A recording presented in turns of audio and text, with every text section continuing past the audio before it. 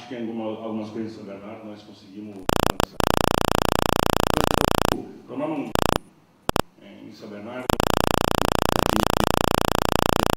nesse processo, né? Então, quer dizer, nós já estávamos desde, tivemos uma primeira experiência, é mais consultivo, mas quer dizer, nós ensaiamos essa questão da educação. Depois numa integração nós conseguimos, mas não conseguimos inovar nesse processo, tá certo?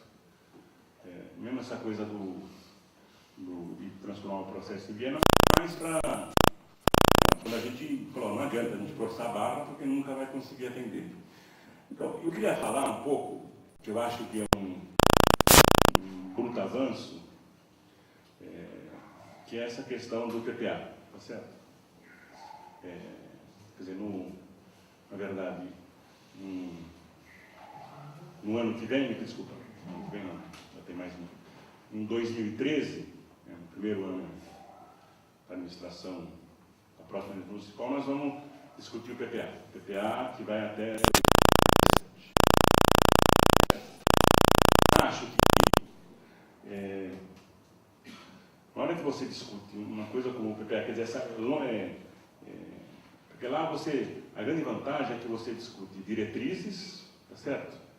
Ao contrário por exemplo, não que não tem, acho que tem que discutir, não vamos, o Pedro também só falou rapidamente, essa questão do planejamento de longo prazo, tá certo? Mas o PPA, ele quer dizer, ele tem coisa de longo prazo, quer dizer, estamos falando em 4 anos, nós estamos falando de ação concreta, tá certo? Então, o PPA é um instrumento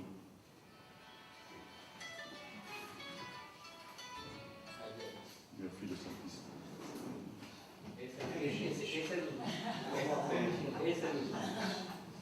E sobreviveu um batinho. Gritou gol na hora do que o Ganso fez aquilo. Então, o PPA é um instrumento que tem, você discute a ação, sabe? Quer dizer, a grande, como o Pedro falou, quer dizer, o orçamento participativo, o orçamento dos cidadãos, seja lá o que for, anual ou bienal, ele tem uma grande virtude, que é as pessoas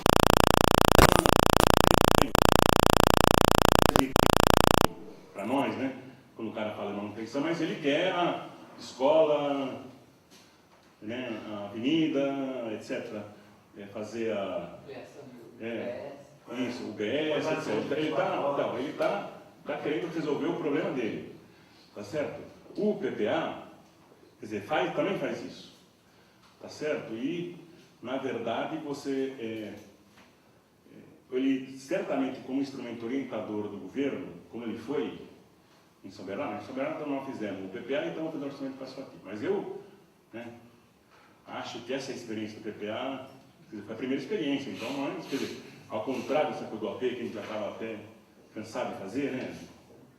E que também não tem muito que inovar, né?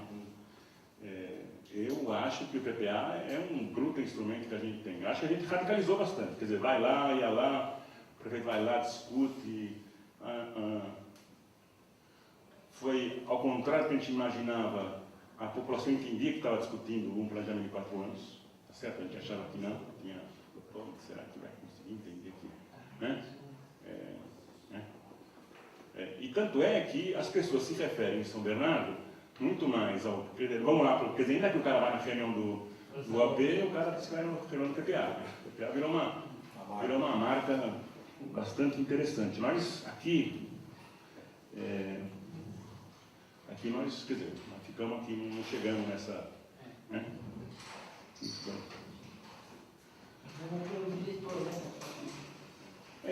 Não tem. Depois, nós tínhamos, acho que até também, não sei se... Tinha até acho que 2002, nós tínhamos as plenárias temáticas, tá certo? Que a gente discutia algumas coisas que a gente sabia que não tinha a ver com região, né? Tá certo? Não sabia que não tem a ver com região. Mas a gente, na verdade, nós não conseguimos qualificar essa discussão e nós optamos, equivocadamente ou não, em acabar com essas plenárias temáticas. Eu acho que ainda tem coisa que é bom discutir em plenária temática. Desculpe, meu pecado aqui, em São Bernardo, esse ano, nós fizemos, não discussão de plenárias temáticas, mas além das discussões regionais, nós fizemos discussão com setores. Nós fizemos discussão com acadêmicos, ambientalistas, movimentos populares, empresários, tá certo? Esse ano era um ano não de demanda, um ano de prestação de contas. Mas eu acho que tem coisa que, quer dizer, ter terminado com as plenárias temáticas, tem área que não adianta, cultura, né? Cultura é difícil, não me lembro, esses todos os anos aí não me lembro de grandes demandas de cultura, por exemplo, que tenham sido aprovadas em plenárias regionais. Outra coisa que também o Pedro comentou, ele falou também do plano de longo prazo, eu acho que teve nós não avançamos também nessa articulação do UAP com o planejamento a longo prazo. Nós fizemos sempre também, já estou terminando aqui, nós fizemos essa questão da capacitação, que é um passo fundamental, aquilo também que o Pedro falou, de usar fazer isso com também os funcionários, mas a gente, isso ficou restrito basicamente aos conselheiros. A gente criou os representantes regionais, mas a gente não conseguiu atingir os representantes regionais. Tá certo?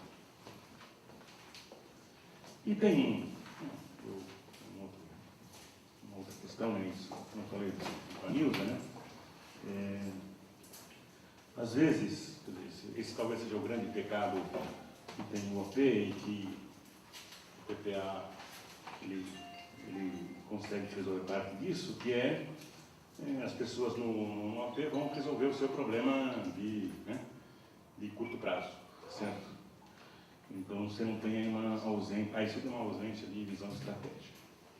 Então, antes de terminar, eu queria falar um pouquinho, aqui é da palpite, negócio de conselho. Eu acho que os conselhos, acho que a gente tinha aqui em Santo André, a gente tinha um problema, quer dizer, nós tínhamos um monte de conselhos, alguns funcionavam, outros nem tanto, e alguns que precisavam funcionar, não funcionavam, porque era muito conselho. Nós estamos construindo uma experiência em São Bernardo, que eu acho que é interessante. Nós criamos em São Bernardo um conselho de cidade, da cidade. O conselho da cidade ele engloba o conselho de saneamento e meio ambiente, o conselho de transporte, o conselho de planejamento urbano. Tem mais um? Não. Tem mais um conselho. Habitação. Então esses quatro, quer dizer, essa experiência, quer dizer, o conselho foi criado ano passado, nós estamos fazendo a discussão do plano diretor, fizemos tendo em consideração. Eu acho que esse é um instrumento, esse é um caminho bastante interessante, tá certo? Quer dizer, esse é um conselho que tem, quer dizer, nós estamos. Você permite as pessoas discutirem coisas estratégicas da cidade. Nós estamos também. Lá também nós, por enquanto, temos um monte de conselho do idoso, conselho de deficiência, conselho mulher, etc. Nós queremos construir um conselho de direitos humanos, tá certo? Porque da mesma maneira que o conselho da cidade se junta tudo isso, tá certo? Eu acho que isso ainda não, o conselho da cidade já está funcionando no período do ano passado. O conselho de direitos humanos nós estamos ainda construindo. Esqueci de comentar uma coisa, que eu não conversei com a Nilza, acho que ela não falou porque nós temos posições antagônicas. Mas eu vou falar. Então, que é o seguinte, se você deve ou não, essa é uma discussão que nós temos que fazer aqui, pensando no programa de governo e no governo de 2013, que é se a gente formaliza ou não o conselho o conselho europeu, né? O conselho tá, a Nilza sempre foi contrária, tá certo? Eu sempre fui contrário, eu sempre fui a favor, tá certo? Nós aprovamos com muita raiva de mim, nós temos que aprovar em São Bernardo, porque está na lei orgânica, por incrível que pareça, tá certo? Então, nós tivemos. Eu, pessoalmente, acho, não para garantir a perenidade, não é por isso, não. Acho que não é porque, né, a gente sabe que é lei orgânica, sabe que aqui a gente sabe muito bem disso, mas eu acho que essa coisa de você ter um instrumento formal para um conselho como esse, mesmo para nós, para governos que acreditam, aquilo que o Pedro falou, né? Nós temos que, quer dizer, não podemos transformar, né, isso, eu acho que isso sempre foi, os governos que eu participei, sempre foi um instrumento de gestão, né, o instrumento participativo, a participação cidadã. Então, eu acho que, por isso, né, para nós mesmos, eu acho que esse conselho tem que ser formalizado. Certo? Com todas as dificuldades que precisa, sabe, cada ano tem que mudar coisas, etc. Mas eu acho que você tem que ter um instrumento como esse formal, como uma lei do município. Tá? Então, era isso que eu queria falar. Nós vamos agora aqui para as perguntas, vou me lembrar de alguma coisa que eu certamente esqueci. Quero pedir desculpas aqui. Não consigo ser o Pedro pontual, apesar de eu ter sido mais pontual que o Pedro pontual.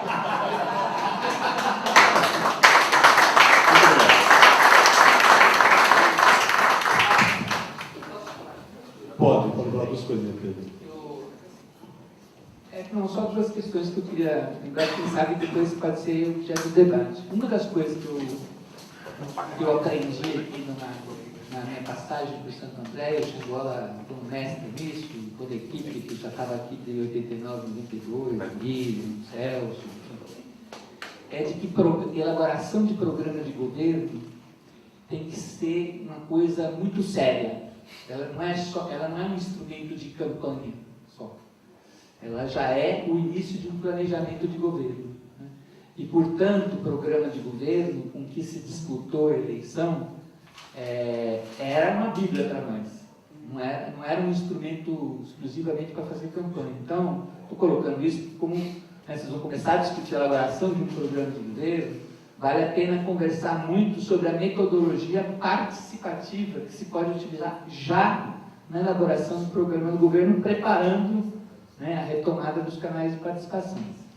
E a segunda coisa que eu queria contar é uma historinha que eu conto em muitas palestras que eu dou, que foi uma das últimas reuniões que eu participei com o Celso do secretariado. Ele fez uma intervenção em uma encomenda que eu nunca esqueci.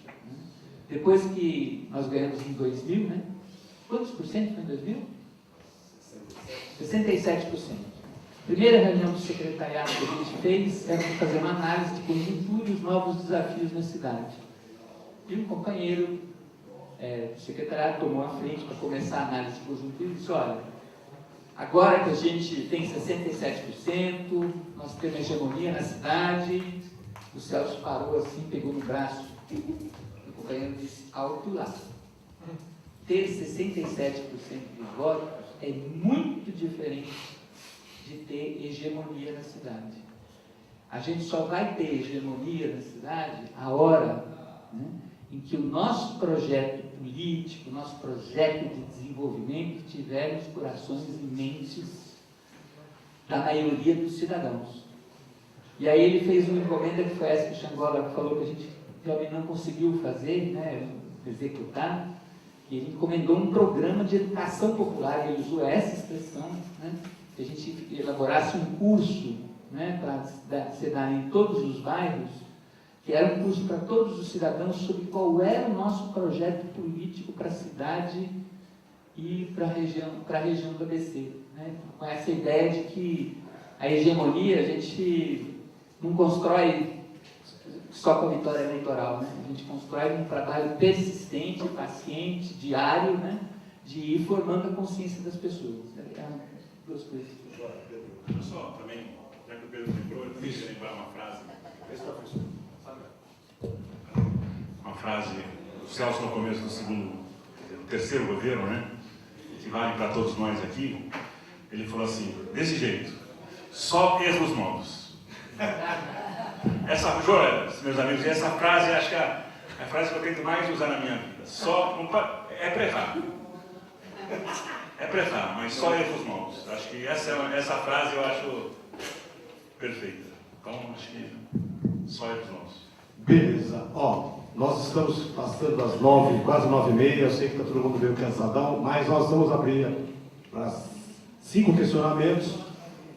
Quem quiser, por favor, vem aqui para poder ser filmado e fotografado e depois os dois respondem, tudo bem? Deixar claro o seguinte, o Fio pediu, a Martinha, o Rodrigo, tem mais 2 vagas, quem? Tudo bem? João Batista e Antônio Leite, tudo bem?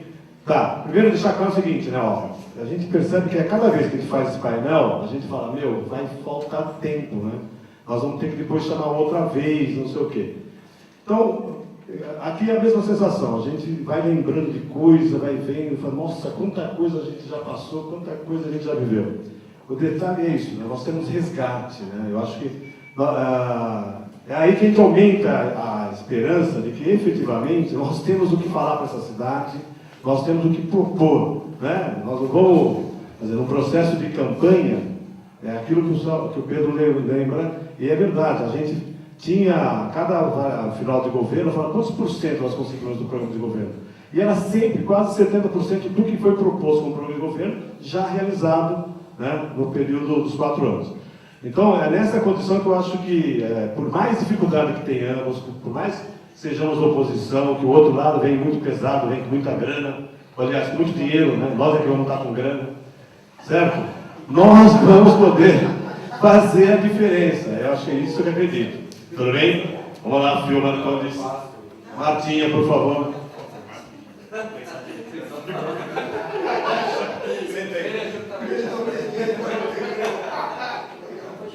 Obrigada, hein?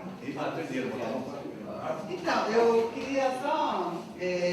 essa última fala de vocês, eu vim de encontro ao que eu estava pensando aqui, enquanto vocês faziam a exposição, que é, de fato, a questão da hegemonia política, né?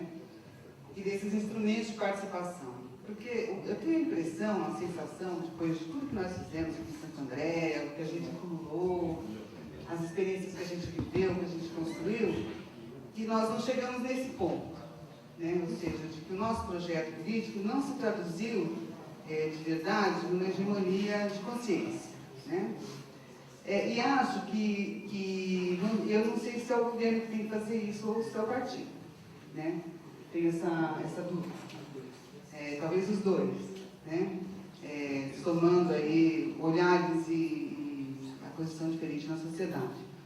Mas eu queria fazer uma pergunta para vocês do seguinte, com outras experiências que vocês tiveram, estão tendo, né?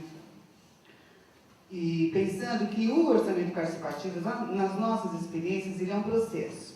Então, ele é um processo que vai se ampliando, não só o orçamento, mas a participação popular, é um processo que vai se ampliando e vai se complexificando e vai possibilitando uma participação não só de mais qualidade, mas que abranja setores e temáticas que são alheias à população em geral, né? Então, acho que isso é um grande ganho da participação no nosso governo.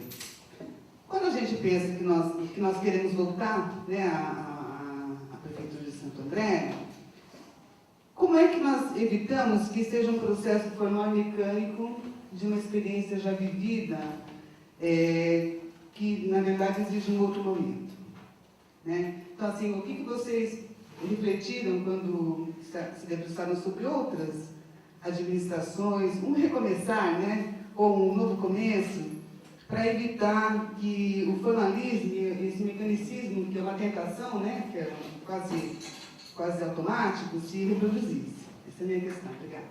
Ok. Marcondes, por favor. Falamos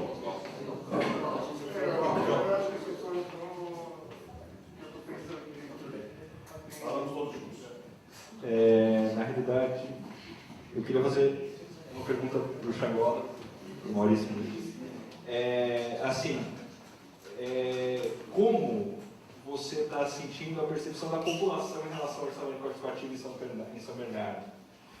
Porque aqui a gente perdeu, mas assim, eu não sou uma pessoa tão popular assim, ao ponto de ter a percepção do povo em relação à falta que ele faz aqui em Santo André. Até gostaria de alguém, se algum companheiro pudesse comentar a respeito disso. Não agora, mas talvez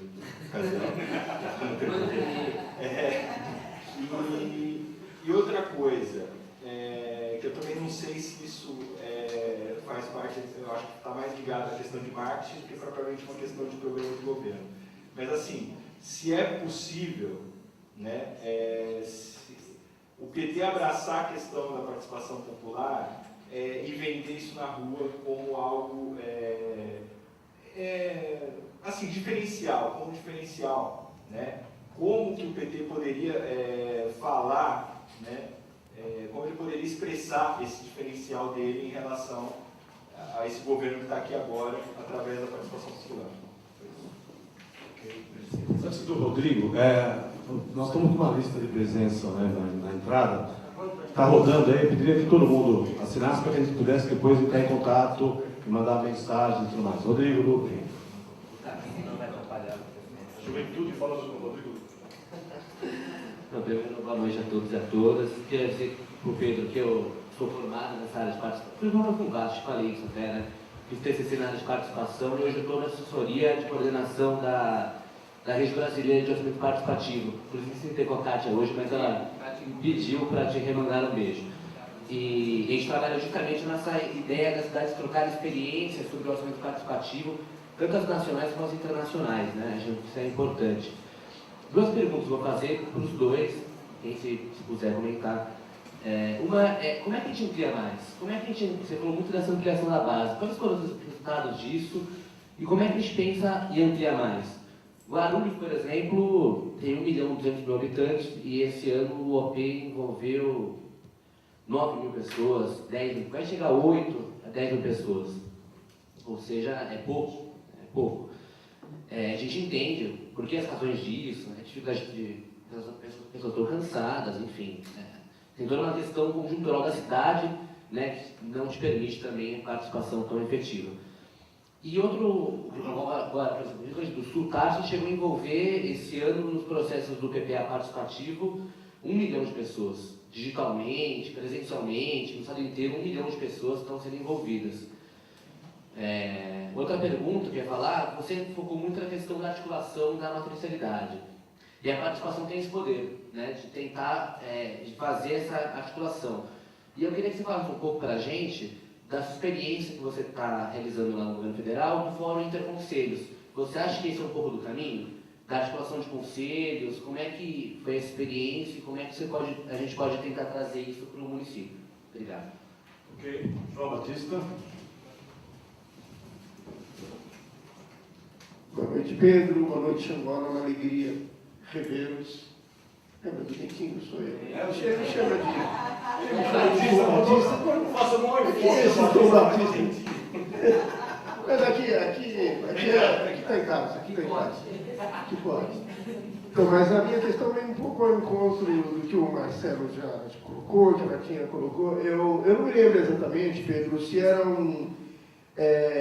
uma questão que se discutia no governo, alguns setores do governo no período, mas, enfim, havia uma discussão que se falava assim, vamos trabalhar a participação popular de uma maneira muito particular, o OP, de forma tal a se criar na cidade uma cultura de discussão do orçamento participativo para que, independentemente do PT, a população se aproprie, não sei, os companheiros lembram, a população se aproprie dessa discussão, né, e cobre do governo que estiver, né, administrando a questão de participação popular, né, e a gente sentiu na prática, sente na prática as dificuldades, inclusive, com o orçamento participativo alternativo hoje, né, né, a dificuldade de mobilização, né, popular para que se participe. Aí a questão é um sonho possível? É essa questão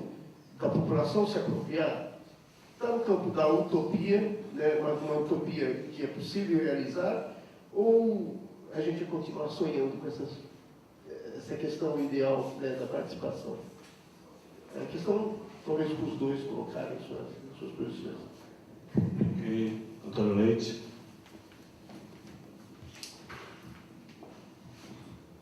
Boa noite, Pedro Paulo. Agora já nos cumprimentamos. Mas eu vim também para fazer um registro a respeito da questão do orçamento participativo alternativo, que está sendo desenvolvido pela bancada do PT e pelo diretório do PT aqui. Tá? Então, nós estamos fazendo... A ideia nossa era a seguinte, inicial, era que a marca do PT no Brasil, uma das marcas é a questão do orçamento participativo.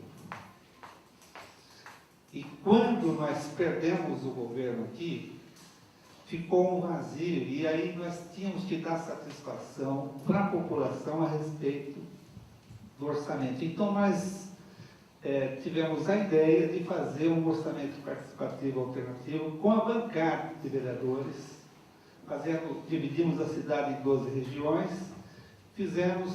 foi uma participação modesta, mas nós não sabemos, não tivemos notícia de outros locais, mas eu considero que isso deva ser importante até para que outras cidades onde nós não sejamos governo, os vereadores, os parlamentares, eles iniciem esse exercício, porque a partir disso daí, quando a gente conquistar novos governos, isso já está sedimentado na cabeça das pessoas e dos representantes. Tá? Então, eu queria assim, saber se tinha alguma outra experiência e que vocês fizessem alguma consideração sobre isso. Mais algum questionamento? Tudo bem? Então, quem começa?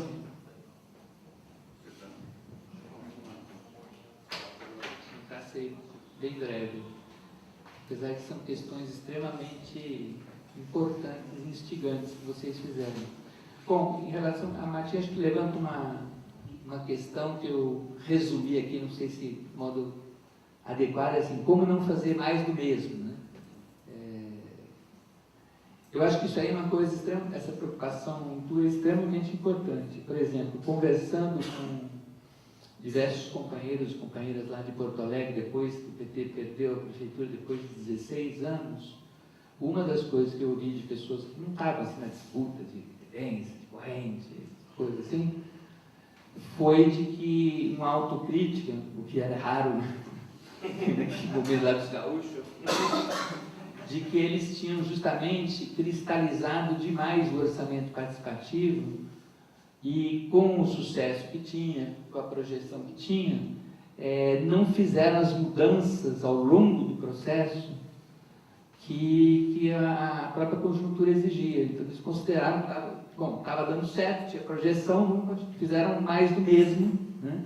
E isso foi, na avaliação de algumas dessas pessoas, uma das razões, né, de não ter, enfim, tido continuidade. Mas, por outro lado, a força que ele teve, né, digamos, de comunicação, de legitimidade, que é uma outra pergunta que fizeram aqui, fez com que o candidato, o adversário na eleição, teve que se comprometer em dar continuidade ao orçamento participativo, né? E deu lá, de um jeito dele, fez uma mudança política, né?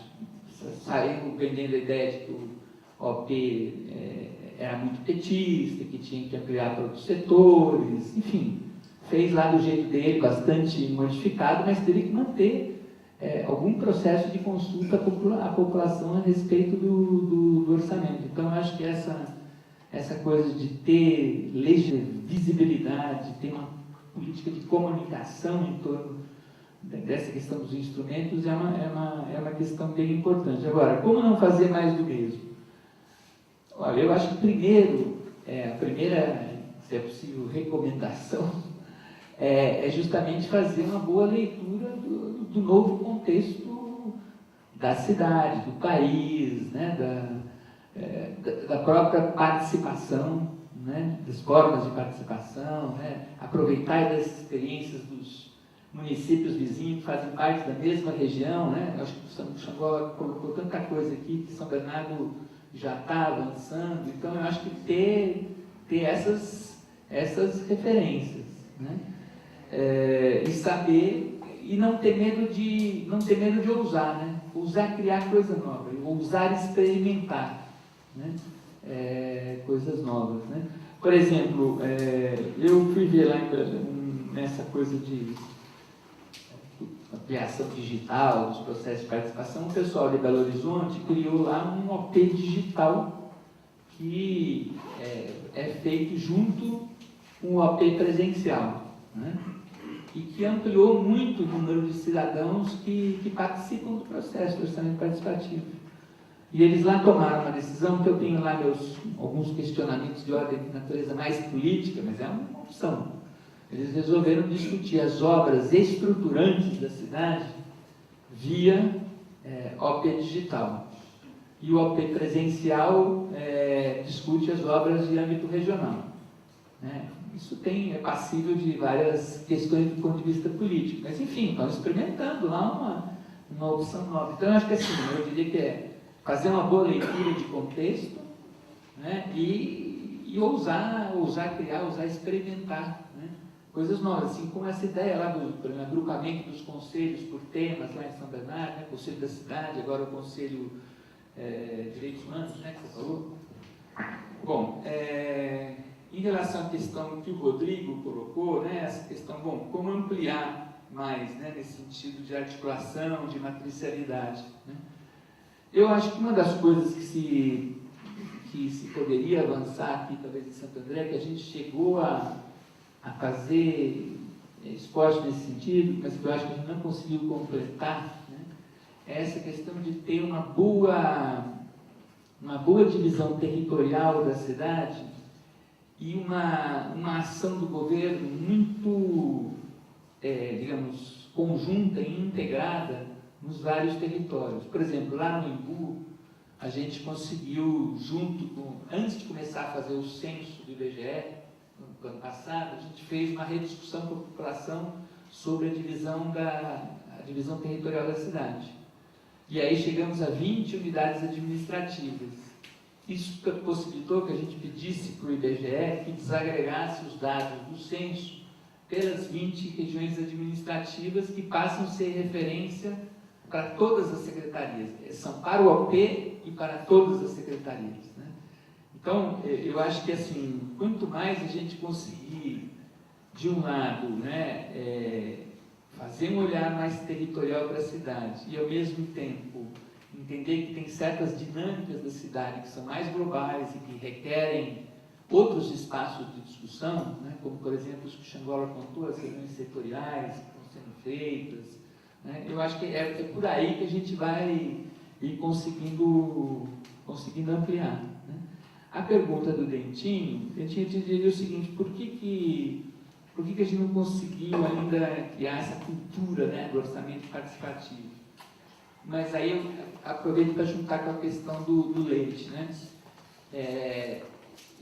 Quando eu estudei, né, a experiência de 89 e 92, porque eu não estava aqui, né, e o que aconteceu depois, né, estudei isso, eu estava fazendo também um trabalho acadêmico, entrevistei várias das pessoas, então me chamou a atenção justamente que quando chegou em 92, 93, que a gente perdeu, né, ninguém retomou a discussão do orçamento participativo, nem mesmo a bancada de vereadores, né? E até a altura me chamou muita atenção. Então, quando eu recebi a notícia, né, que vocês estavam fazendo justamente essa tentativa aí do OP alternativo via Câmara, eu falei, puxa, bacana, né? Alguém, né, resolveu, eu não sei como é que foi concretamente a experiência e tal, mas achei uma ideia interessante, né?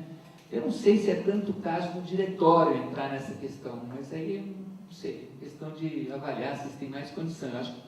Eu acho que fortalece mais fazer via o poder legislativo e aí na bancada, eu acho que fica uma relação mais institucional, mas não sei, uma coisa que vocês podem avaliar. Você está perguntando se eu conheço outras experiências nesse sentido. A única que eu tinha conhecido, aí foi nos anos 80, não, no começo dos anos 90, foi no Rio, né? No Rio de Janeiro, onde a prefeitura não fazia orçamento participativo e tinha um conjunto de ONGs e movimentos sociais que queriam fazer a discussão do orçamento público e que ganharam na Câmara Municipal a adesão de vários vereadores e criaram lá um negócio chamado de Olho Vivo no Orçamento, onde eles faziam audiências, né, em bairros e regiões do Rio de Janeiro para levantar prioridades e depois eram colocadas na discussão do orçamento junto com a peça que a prefeitura mandava,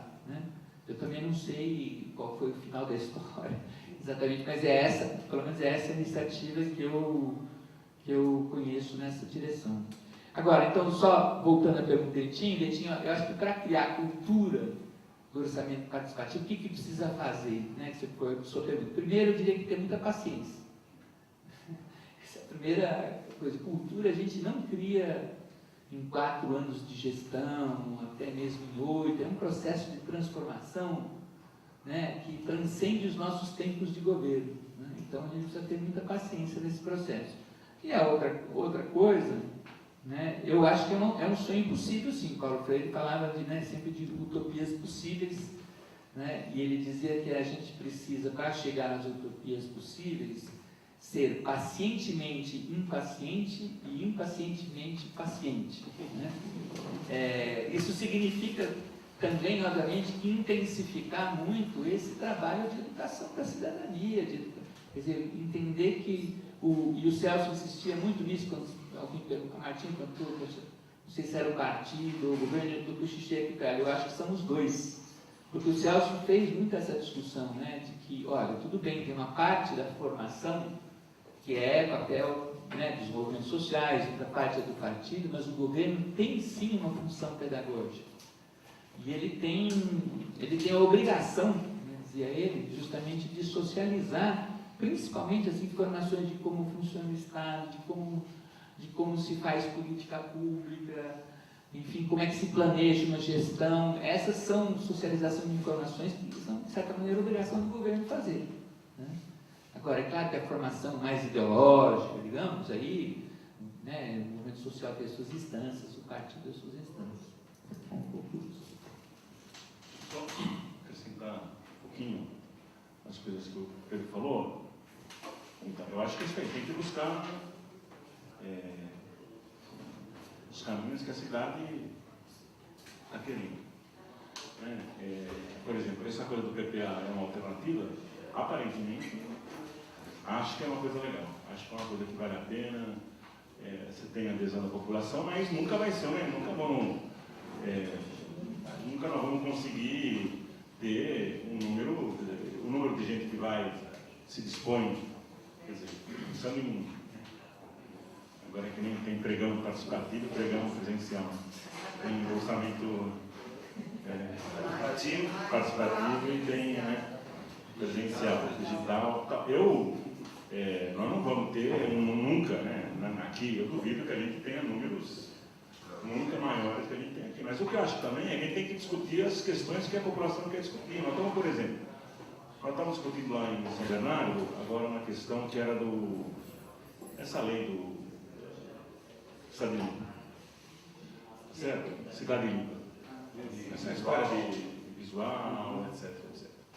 Nós estávamos embarcando num caminho, na minha opinião, errado, né, que era, quer dizer, você usar São Paulo como referência, né?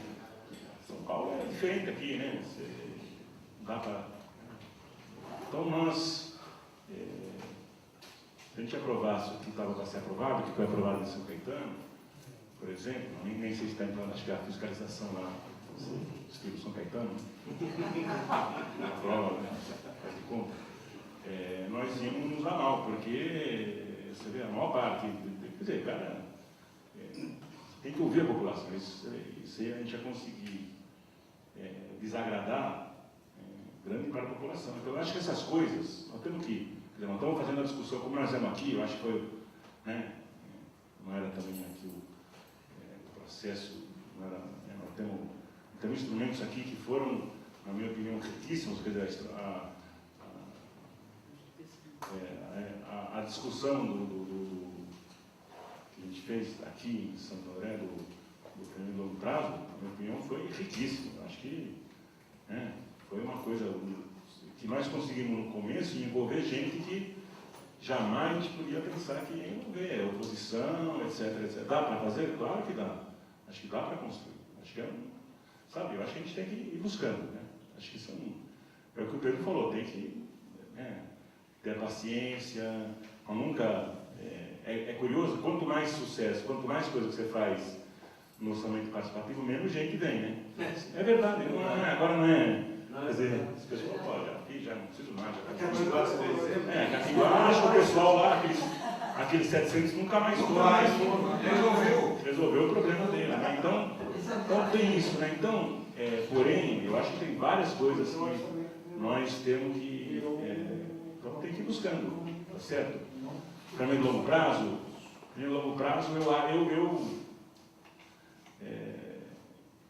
a gente estava começando a fazer, eu sempre tenho dúvida, porque eu acho que essa é uma discussão etérea, é uma discussão que se está discutindo e nós precisamos, sabe, nós não conseguimos, na minha opinião, quer dizer, os instrumentos que eu conheço, mas ainda não conseguimos, conseguimos aqui em Santo André algumas coisas, mas nós não conseguimos em geral falar, tá bom, vamos para esse caminho, sabe, mas eu acho que ele tem uma vantagem que você consegue trazer gente que não está só a fim de discutir, sabe, a OBS ou então acho que isso é importante. Mas viu, Leite, eu acho, quer dizer, com tudo, acho que não deve ser fácil estar na posição de vocês, né? Ser vereador, Aidan, né? Deve ser uma coisa muito fácil, né? Mas eu acho que isso vale a pena como mostra de resistência, mas eu acho que de verdade, então eu acho que isso vale, tá vendo? Pode ser assim, né? Mas eu acho que o planejamento, quer dizer, o orçamento participativo é um instrumento do executivo, sabe? Quer dizer, quando ele toma, fala, vamos fazer, sabe? Vamos fazer e como eu tenho todas as experiências que eu passei do orçamento participativo, São André, São Bernardo, outros locais, sempre foram, quer dizer, com muita seriedade, tá certo? Nós não aprovamos nunca, sabe, vamos fazer de conta aí, sabe? Tanto é que, por exemplo, aqui em Santo André, em algumas vezes nós tivemos que falar, vai ter que cancelar essa prioridade, isso era feito com enorme dificuldade e tinha justificativa, etc, etc. Então, eu acho que é legal como um instrumento de resistência quando tem que, agora é o caso, né? Olha aí, não dá, né? Mas eu acho que é isso aí. Né? Ok. Dia 6 de setembro, vem me ver novamente. Fizeram uma pergunta que eu não respondi sobre a experiência que nós estamos fazendo lá no governo federal, discussão do PPA via conselhos, né? Se isso é o caminho, tá? Alô. Eu diria o seguinte, que, bom, primeiro tem duas coisas. Eu acho que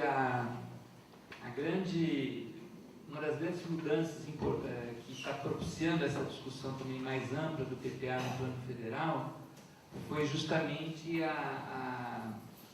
o resgate que a Miriam está fazendo lá no Ministério do Planejamento do PPA como um instrumento de planejamento da gestão.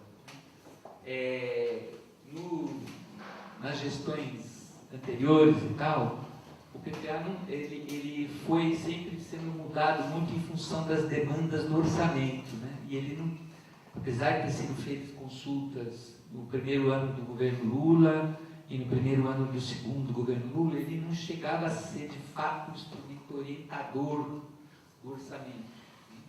E a mudança que acho que a Miriam está fazendo é justamente resgatar essa dimensão que o Xangola estava lembrando do PPA como instrumento de planejamento. Como,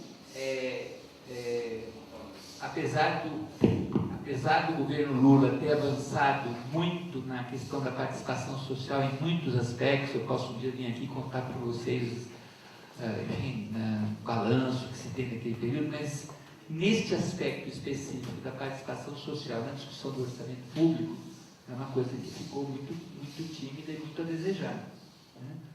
Então, na verdade, acho que a gente está, quando a gente começou agora lá a gestão, tanto a Miriam quanto o Gilberto, fizeram um pacto bastante claro de dizer o seguinte: olha, nós vamos começar por um processo que a gente pode dar conta, né?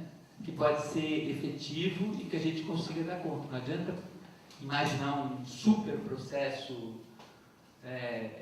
que depois a gente não dá conta. Então, a alternativa de fazer pelos conselhos, né, foi uma alternativa de começar um processo, né, mais aberto de discussão, né, do PPA neste novo modelo e através de canais que são, digamos assim, de canais mais permanentes, que são os conselhos.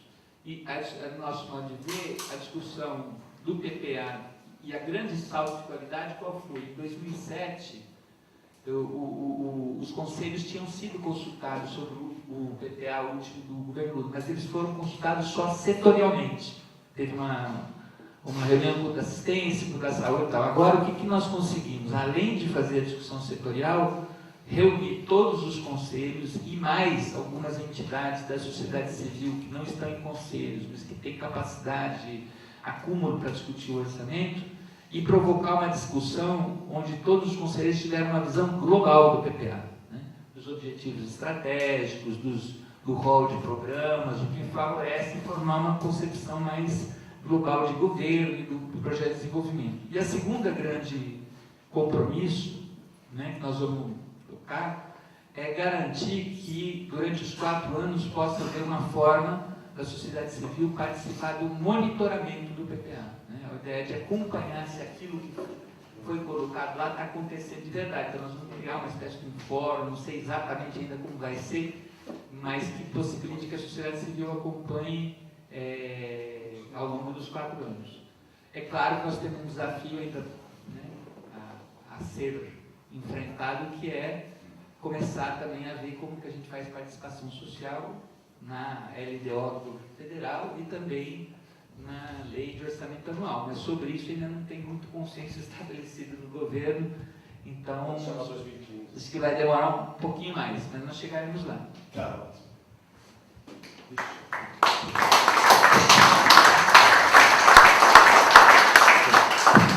Bem, eu queria agradecer imensamente ao Pedro Pontual pelo esforço que tem, né, de vir para cá, a mesma coisa do Maurício Bindres também, que, né, não é fácil, né?